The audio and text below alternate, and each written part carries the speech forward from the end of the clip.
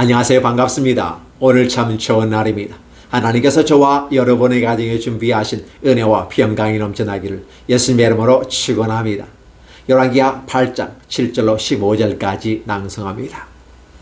엘리사가 다마섹에 갔을 때 아람 왕 베나닷이 병들었더니 왕에게 들리거늘 이르되 하나님의 사람이 여기 이르렀나이다 하니 왕이 하사엘에게 이르되 너는 손에 예물을 가지고 가서 하나님의 사람을 맞이하고 내가 이 병에서 살아나겠는지 그를 통하여 여호와께 물으라. 하사엘이 그를 맞이하러 갈새 다메섹의 모든 좋은 물품으로 예물을 삼아 가지고 낙타 40마리에 싣고 나아가서 그의 앞에 서서 이르되 당신의 아들 아람 왕 베나닷이 나를 당신에게 보내어 이르되 나의 이 병이 낫겠나이까 하더이다 하니 엘리사가 이르되 너는 가서 그에게 말하기를 왕이 반드시 나으리라 하라. 그러나 여호와께서 그가 반드시 죽으리라라고 내게 알게 하셨느니라 하고 하나님의 사람이 그가 부끄러워하기까지 그의 얼굴을 쏘아보다가 우니 하사엘이 이르되 내 주여 어찌하여 우시나이까 하는지라. 대답하되 내가 이스라엘 자손에게 행할 모든 악을 내가 알미라. 내가 그들의 성에 불을 지르며 장정을 칼로 죽이며 어린아이를 맺히며 아이벤 부녀를 가르리라 하니 하사엘이 이르되 당신의 개같은 종이 무엇이기에 이런 큰 일을 행하오리까 하니라. 엘리사가 대답하되 여호와께서 내가 아람 왕이 될 것을 내게 알게 하셨느니라 하더라. 그가 엘리사를 떠나가서 그의 주인에게 나아가니 왕이 그에게 묻되 엘리사가 내게 무슨 말을 하더냐 하니 대답하되 그가 내게 이르기를 왕이 반드시 살아나시리이다 하더이다 하더라. 그 이튿날에 하사엘이 이불을 물에 적시어 왕의 얼굴에 덮음에 왕이 죽은지라. 그가 대신하여 왕이 되니라. 열왕기하 8장 7절로 15절입니다. 안녕하세요. 반갑습니다. 오늘 참 좋은 날입니다. 하나님께서 저와 여러분의 가정에 준비하신 은혜와 평강이 넘쳐나기를 예수님의 이름으로 축원합니다. 열왕기하 8장 7절로 15절에 있는 말씀을 중심으로 이 그림이 어떻게 보입니까? 라는 제목으로 말씀을 나누었으면 좋겠습니다. 저는 여러분에게 이 그림이 어떻게 보입니까? 라고 질문을 던졌지만 사실은 이것은 그림이 아닙니다. 그런데 마치 그림처럼 사진을 찍어 놓고 게시해 놓고 보자는 것입니다. 분명히 저자는 어떠한 생각을 가지고 어떠한 소재를 가지고 스토리를 만들어 가고 있는지를 설명서가 있다면 쉽게 이해할 수 있을 것입니다. 그 설명서가 있음에도 불구하고 저와 여러분은 오늘 엘리사를 통해서 하나님이 어떻게 펼쳐가는지 이 그림을 한번 살펴보았으면 좋겠습니다. 사실 엘리사는 어떠한 사람입니까? 북이스라엘의 선지자였습니다. 그런데 오늘 엘리사가 바로 아람 왕이 다스리는 다메섹으로 넘어간다는 사실입니다. 왜 엘리사가 그쪽에 갔는지는 우리는 알 수 없지만 분명히 국경을 넘는 모습을 볼 수 있습니다. 이 장면 속에서 우리가 느낄 수 있는 것은 어떠한 모습인가? 바로 하나님은 왕을 통해서 이 나라를 통치하고 이끌어가는 것이 아니라 선지자를 통해서 이끌어간다는 사실을 다시 한번 분명하게 천명하는 것입니다. 우리는 많은 사람들이 왕을 통해서 한 나라를 세우고 그 국가를 통해서 세계를 움직인다고 생각합니다. 맞습니다. 모든 권세는 위로부터 온 것이고 하나님께서 각 왕들에게 치리권을 주고 공의를 세우고 사랑을 베풀 수 있도록 백성들을 아름답게 이끌어가도록 허락하셨습니다. 그런데 그 왕들이 제대로 기능을 감당하지 못하고 있다는 것이 우리가 역사를 통해서 배우는 것입니다. 그러면 하나님은 누구를 통해서 이 세상을 움직이고 있었을까? 바로 선지자를 통해서 움직이고 있다는 사실을 열왕기하에서 저와 여러분은 계속해서 엘리사의 기적을 통해서 우리는 접하고 있습니다. 하나님께서 하나님을 떠나려고 했고 아니 이미 떠났고 그래서 더 이상 희망이 없는 북이스라엘에게 어떻게 역사하신가를 보여주었을 뿐만 아니라 오늘 본문은 바로 그 이스라엘을 넘어서 외국에까지 넘어가는 엘리사를 통해서 하나님은 이스라엘만의 하나님이 아니라 온 인류 전 세계 모든 곳에 하나님은 편재하시고 모든 것을 관리하시고 다스리고 주관하신다는 사실을 보여주는 것입니다. 그래서 엘리사는 아람 나라로 갔을 때 그의 권위를 인정받게 됩니다. 사실 이 아람 나라 베나닷 왕은 어떠한 사람입니까? 악한 왕으로서 악한 행동들을 많이 했거니와 특별히 북이스라엘을 침공해서 북이스라엘 사람들을 치욕을 주었고 오명을 씌웠고 악한 행위로 말미암아 이스라엘에 큰 고통을 준 왕이었습니다. 그런데 이 왕이 병들었다고 하는 이 사실을 저와 여러분에게 기록해 놓으면서 아람 나라 왕은 크고 위대하다고 여태껏 자랑했고 자부해왔는데 병들어서 신음신음하고 있고 오늘 내일 내가 회복이 될지 회복이 되지 않을지도 조차 희망이 없는 상태에서 나가는 이 모습을 보면서 하나님은 엘리사를 통해서 하나님의 권위를 높여가고 있다는 사실입니다.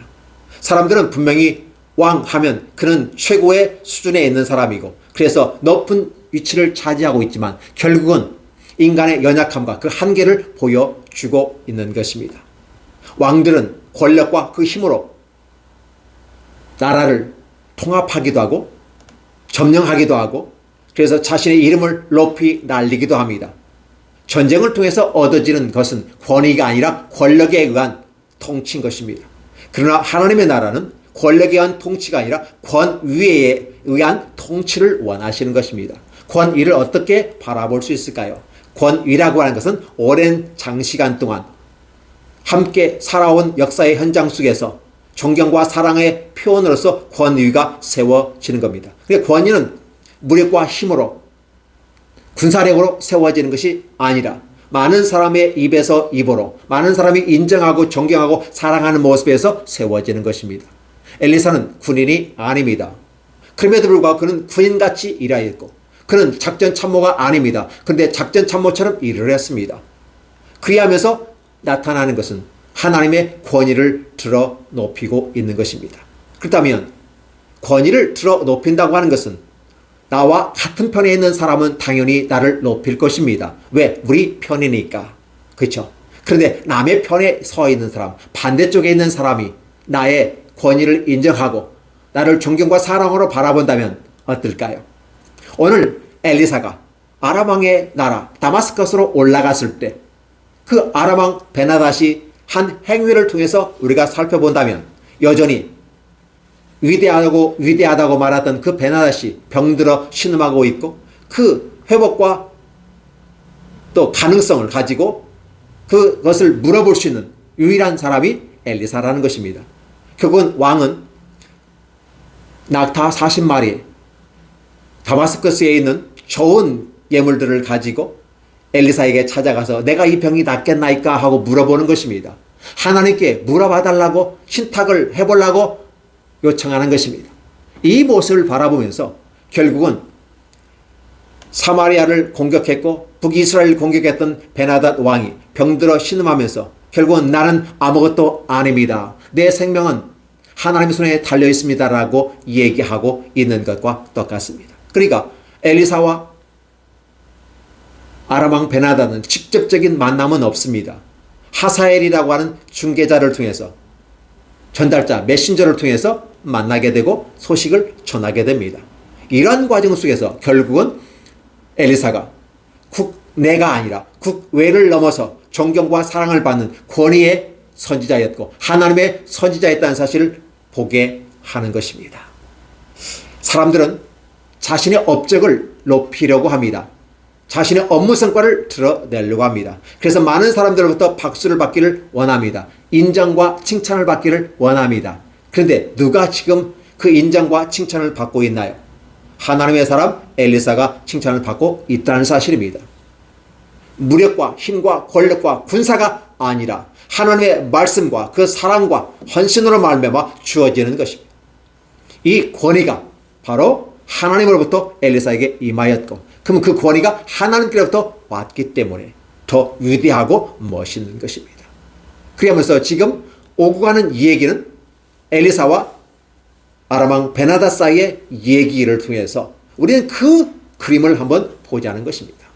하나님은 바로 위대하신 하나님이시다. 역사를 이끌어 가시는 분이 하나님이시다.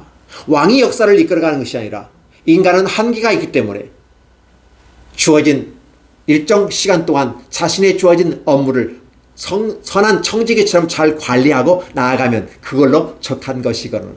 자기에게 주어진 권세와 권능을 가지고 그 능력을 가지고 바로 하나님을 찬양하지 아니하고 자기가 맡겨진 백성들을 괴롭히며 다른 나라를 점령함으로써 불행을 가져온다면 이것은 권위가 아니라 권력에 의한 폭거이고 폭력인 것입니다. 이러한 것들이 이 땅에 존재한다고 하는 이 사실을 바라보면서 그럼에도 불구하고 여전히 하나님의 나라가 이 땅에 도래하고 있다는 사실입니다. 하나님은 엘리사를 통해서 진정 아름다운 위대한 신은 누구인가 여호와를 다시 한번 얘기하게 되는 것이고 그 하나님의 선지자 엘리사를 통해서 하나님의 통치가 임하는데 이스라엘에게만 임하는 것이 아니라 저 다른 나라까지 임한다는 사실을 알려줌으로써 우리는 새롭게 하나님을 이해할 수 있습니다. 많은 사람들은 솔로몬이 성전을 만들어 놓고 내가 이렇게 멋있게 만들어 놨사오니 이제 이곳에 오셔서 편히 쉬십시오라고 솔로몬이 얘기했을 때 하나님은 너라고 당당하게 얘기합니다. 나는 내가 만든 이 아름다운 집을 나는 들어가고 싶지 않다. 내 아들 다윗이 계획했고 네가 완성해서 그 뜻이 가상해서 내 이름을 걸어두겠지만 중요한 것은 그래서 이 이름 때문에 이곳에 와서 기도하면 응답을 해주고 모든 길을 열어주겠지만은 그러나 내가 인간이 만든 이곳에 머물러 있지는 않겠다. 나는 편재하는 하나님이다. 이 편재라는 말은 어떻게 표현해야 될까요? 이 편재는 아니 계신 곳이 없는 모든 곳에 계시다라고 하는 것에 편재라는 말을 쓰게 됩니다. 그러니까 하나님은 산의 신이시면서 강의 신이시고 또 대지의 신이시고 어느 곳에든지 하나님은 우리의 신이시다는 사실입니다. 이러한 사실을 알려주는 것입니다. 그렇게 함으로써 하나님은 바로 인간이 만든 어떠한 것에 얽매이지 않는다는 사실을 얘기합니다. 국가와 국가의 관계 속에 전쟁이라는 것이 이루어지게 되고 아람왕 베나다시 북이스라엘을 공격했을 때 서로 왼수지간임에도 불구하고 지금 이 상황에서는 왼수가 아니라 어떻게 합니까? 마치 친 아버지와 아들처럼 당신의 아들, 당신의 종 그렇게 표현하면서 베나다시입니다. 마치 처음 보는 사람처럼 아니 친한 사람처럼 얘기합니다. 그 전에는 서로 잡아먹으려고 하고 서로 공격하고 서로 죽이려고 하는 왼수지간이었습니다. 그런데도 불구하고 하나님은 그 아람왕 베나다에게 사랑을 베풀어 주고 네가 내게 물어본다라는 이 사실을 통해서 바로 베나다시 하나님을 인정하고 있다는 걸 얘기하고 그 인정하고 있는 이 부분에 대해서 엘리사는 내가 정령 회복이 될 것이다 라고 얘기를 하게 됩니다. 참 멋있지 않습니까? 원수를 무릎 꿇게 하시는 하나님의 모습을 저는 여기서 보고 있습니다. 여러분은 무엇을 보고 있습니까?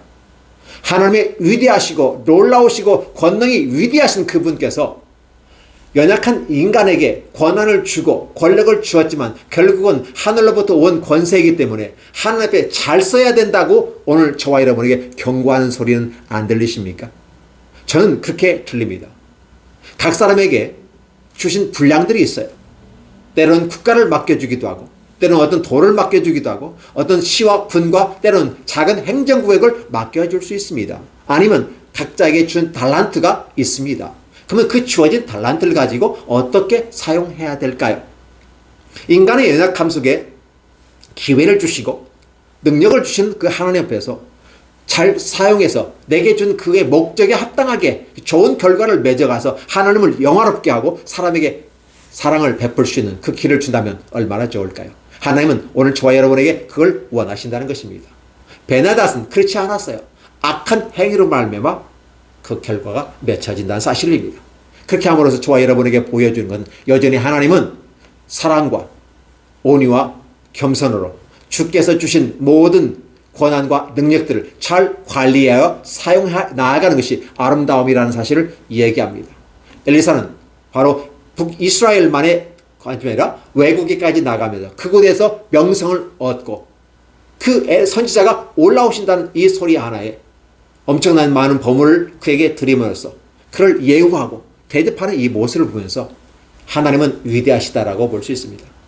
역사의 현장을 주님은 이끌어가고 있는 사실을 보여주는 것이죠. 그럼 역사의 현장을 어떻게 이끌어가고 계실까요? 오늘 미래에 대한 사건을 예견합니다. 지금 분명히 아람왕 베나닷이 하사엘을 통해서 엘리사에게 묻는 장면을 통해서 오히려 엘리사는 하사엘을 통해서 베나닷에게 약속을 주고 회복이 될 걸 주십니다. 그러나 거기에서 한 가지를 더 플러스합니다. 베네닷, 네가 내게 요청하고 하나님으로 인정하는 그거를 통해서 너가 회복이 될 것이다. 그러나 너는 곧 정령 죽을 것이다 라고 예언을 해줍니다. 근데 이 예언을 직접 베나닷에게 주었더라면 어땠을까요?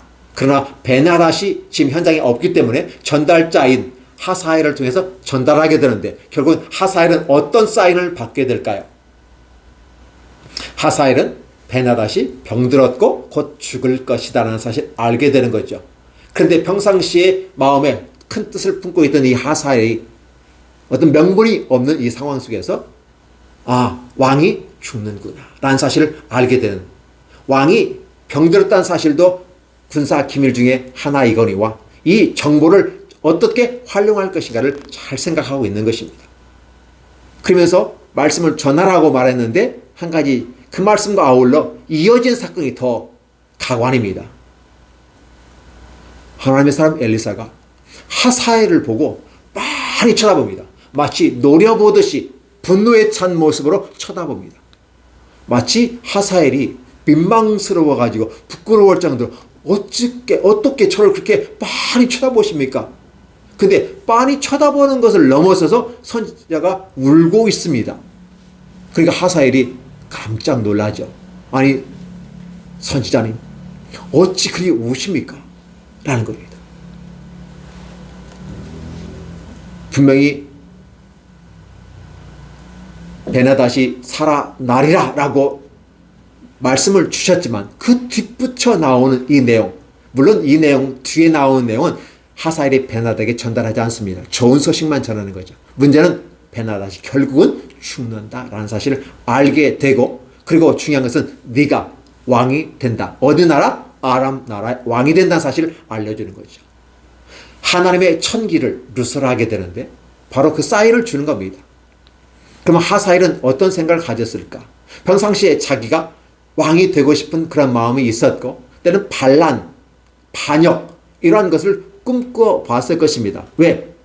오히려 등잔빛이 어둡기 때문에 오히려 반역을 해도 더 잘 이루어질 수도 있을 겁니다. 그런데 명분이 없었는데 오히려 이 엘리사가 흘려주는 그 말로서 듣게 됩니다. 네가 아람 나라의 왕이 될 것이다. 그런데 문제는 뭐냐면 지금은 네가 어떤 모습이 있는지 모르겠지만 차후에 네가 북이스라엘 다시 침공하게 될 것이고, 그래서 얻어지는 모습에서 그 성들을 다 불태울 것이고 젊은 사람들 칼로 다 죽일 것이고, 중요한 것은 어린아이를 내팽개치게 될 것이고, 더 중요한 것은 임신한 여인들의 배를 가른다는 사실을 얘기해 주고 있습니다. 이 참담한 모습을 선지자인 엘리사가 전하기는 전하지만은, 하나님의 메시지 있으니까 전하긴 전하지만 암담함 속에서 비록 선지자라 할지라도, 그 능력을 행하는 선지자라 할지라도 미래에 되어질 역사, 이 역사의 주인공이신, 역사의 주관자이신 하나님이 그렇게 계획을 하고 있다는 이 사실에 대해서 선지자 자신도 한계를 느끼면서 울고 있는 것입니다. 문제는 하나님은 그렇게 이끌어갈 건데 이 내용을 바라보면서 하사엘은 이렇게 말합니다. 아니 선지자님, 이 개같은 나에게, 이 미천한 내가 어떻게 큰 일을 할 수 있겠습니까? 라고 얘기를 합니다. 마치 어떻게 보면 위선적인 것 같이 보입니다. 이 하사엘의 마음은 지금은 아직 왕이 되지 않았기 때문에 겸손하게 말할지도 모르겠습니다. 선지자 앞에 있기 때문에 그럴 수도 있습니다. 자기를 포장하는 것처럼 느껴볼 수도 있습니다. 그 마음에 있는 것은 우리가 알 수 없지만, 그러나 엘리사는 분명히 그렇게 얘기하고 있는 거예요. 그러면 그렇게 미래가 펼쳐지고 그 결과대로 되어진다는 사실을 우리는 여기서 이해를 하게 됩니다.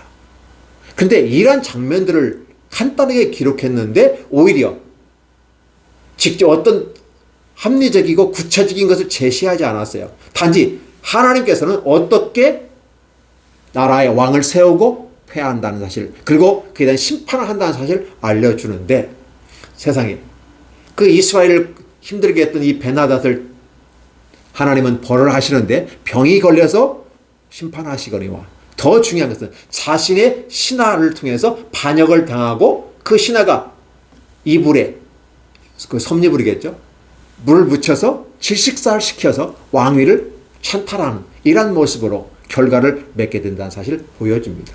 그렇게 함으로써 하나님의 심판은 반드시 이루어진다. 그런데 바로 북이스라엘을 통해서 심판을 갚는 게 아니라 바로 자신의 가장 측근에 있던 하사엘을 통해서 심판하신다는 사실을 얘기하고 있다는 사실입니다. 저는 여러분은 이 장면을 통해서 뭘 봐야 할까요? 원수 갚는 것이 하나님께 있다는 말을 여러분 들어보셨습니까? 하나님은 원수를 갚으시는 분이다. 따라서 네가 친히 원수를 갚지 말고 원수를 갚는 하나님께 맡기라. 너는 그를 위해서 축복하고 위로하고 그를 위해서 기도하라라고 말씀한다면 여러분은 듣겠습니까? 분명히 엘리사는 베나닷이 어떤 행위, 어떤 악한 일, 그리고 북이스라엘을 공격해서 어떠한 일이 발생했는지 친히 목도하고 있었습니다. 뻔히 역사 현장 속에서 그 고통을 다 친히 경험하고 있던 엘리사, 어떻게 할까요? 네가 나으리라 라고 말씀을 전해주고 싶었을까요? 하나님이 네가 하나님께 물으니까 하나님이 대답하셨는데 나을 것이다 라고 말해주고 싶었을까요? 그러나 엘리사는 네가 하나님을 찾았기 때문에, 네가 하나님께 나왔기 때문에 너는 회복될 거다라고 약속을 줍니다. 그럼에도 불구하고 너의 악한 행위로 말미암아 죽게 된다는 사실을 알려주는 것이죠. 심판의 모습을 보여주고 있다는 사실입니다.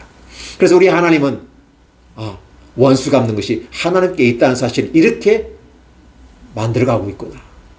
이스라엘 사람들을 통해서 아람을 공격하고 피를 흘리는 게 아니라 그 자체 내에서 반란을 일으키고 반란의 역적의 어떤 그 행위로 말미암아 결국은 왕위를 찬탈하게 되고, 분명히 그 베나닷의 아들들이 있음에도 불구하고 다 정리하게 함으로써 자연스럽게 한 나라를 자기 손 안에 하사엘로 얻게 하였다는 겁니다.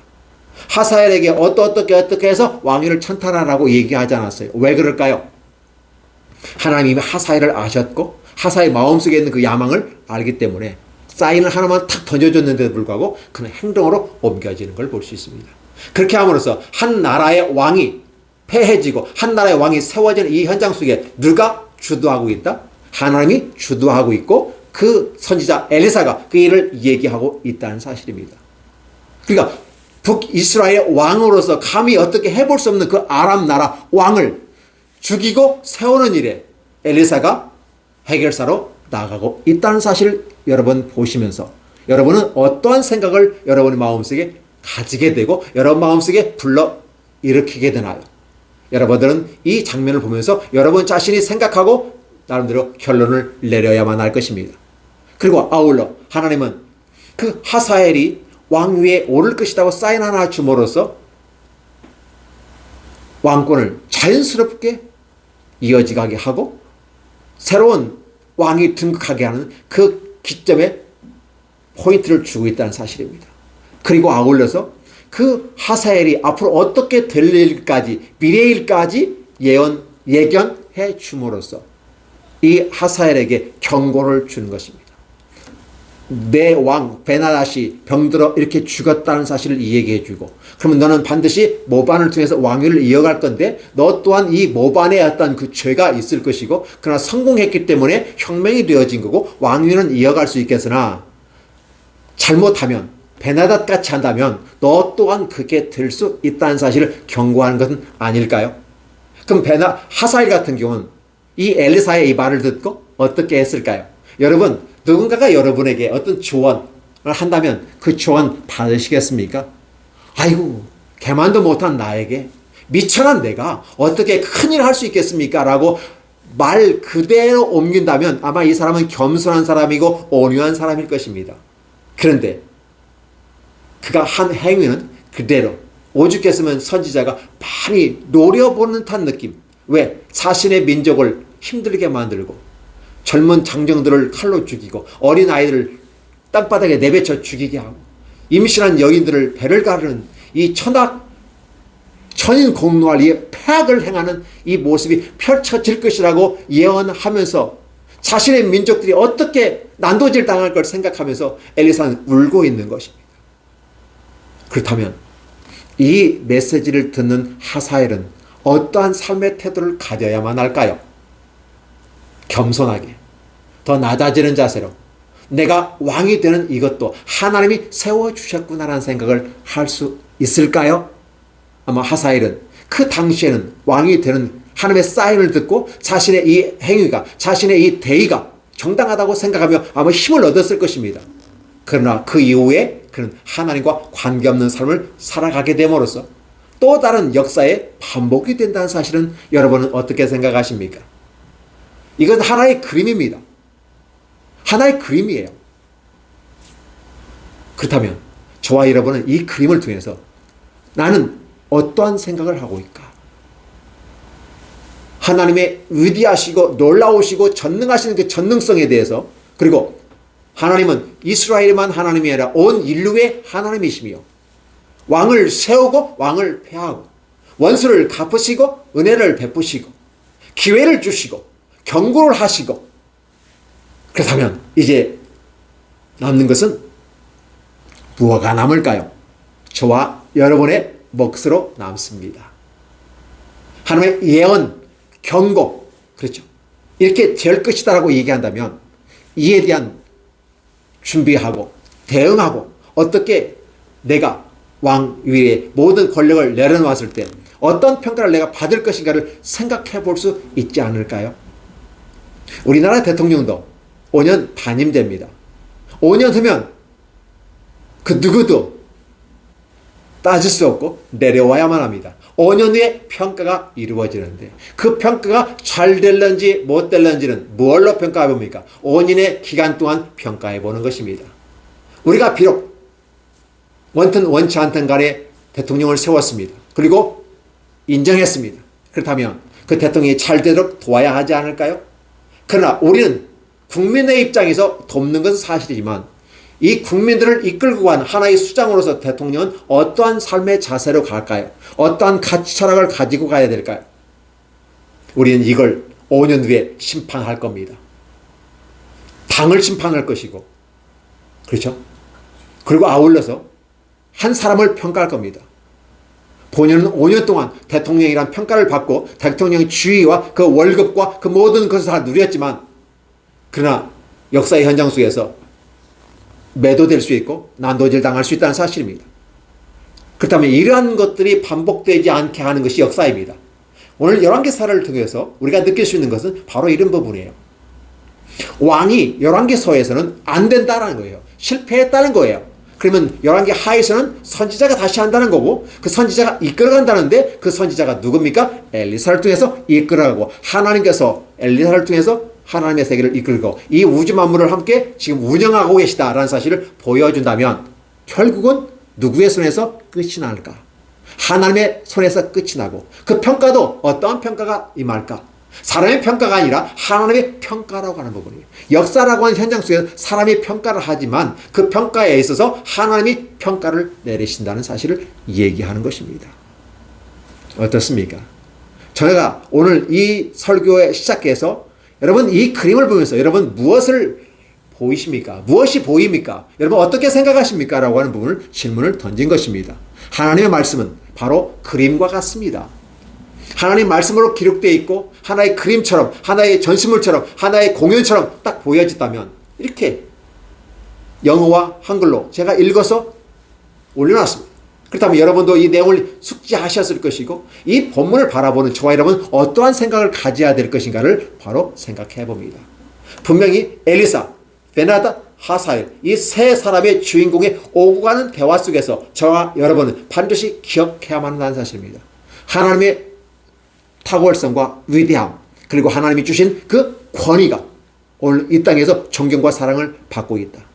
권력과 힘과 능력으로 밀어붙이면 그것은 폭거이고 폭력이란 사실입니다. 당장 먹기에는 탱크를 밀어버리면 빨리 처리가 됩니다. 그러나 권위는 그렇게 빨리 처리되는 게 아니라 장시간 높은 인내와 수고와 섬김으로 권위가 이루어지는 거 아니겠습니까? 바로 하나님의 나라는 그렇게 권위가 이루어지는 것입니다.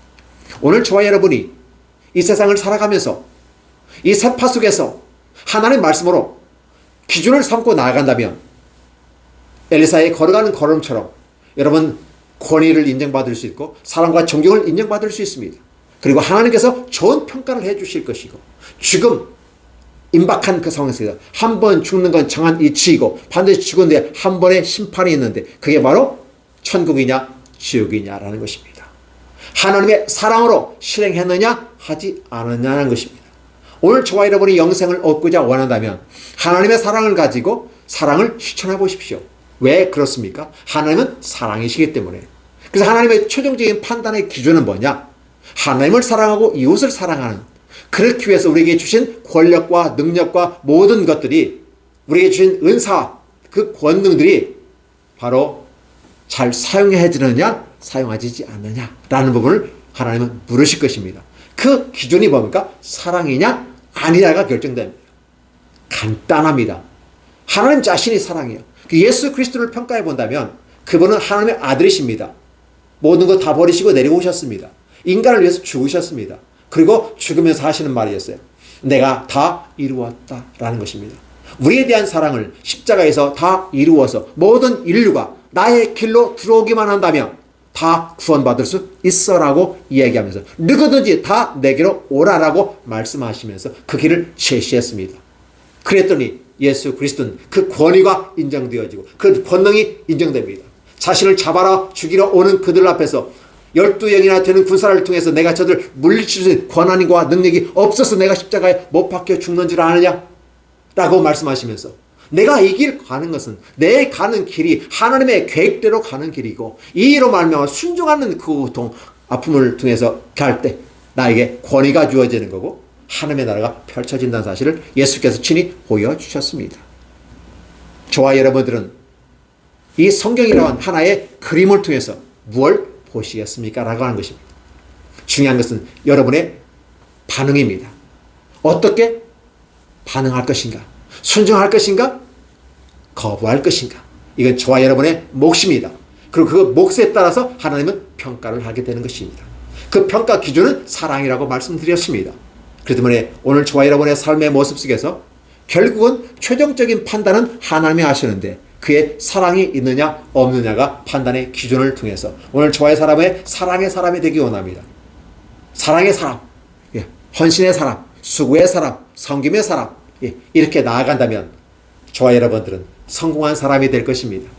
분명히 심판 받게 된다는 사실을 기억하시면서 심판을 받게 될 때 좋은 평가를 통해서 여러분이 칭찬을 받고 위로와 평안으로 하나님의 힌도루에, 그렇죠? 승리자의 이름이 기록되는데 그 힌도를 받으시고 그 여러분의 이름이 기록된 것을 확인하시기를 예수님의 이름으로 축원합니다.